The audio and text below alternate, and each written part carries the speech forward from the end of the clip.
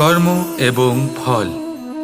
মানুষের স্বভাব হলো এটাই যে তিনি নিজের প্রত্যেক পরিশ্রমের প্রতিফল প্রার্থনা করেন।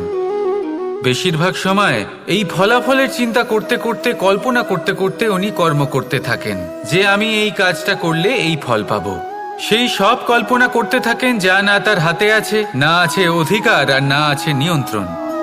উনি শুধু নিজের কর্ম করতে পারেন। উনি কি ফল পাবেন তা তার হাতে কখনোই নেই।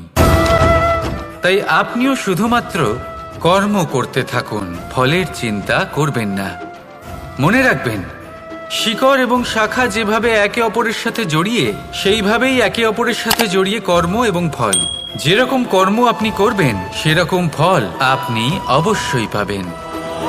তাই এই ফলের আশায় কর্মের সময় কখনোই নষ্ট করবেন না, কারণ যে ব্যক্তি সময় নষ্ট করেন, সময় সেই ব্যক্তিকে অবশ্যই নষ্ট করে দেয়। তাহলে আসুন আর আমার সাথে ভালোবেসে বলুন রাধা রাধা।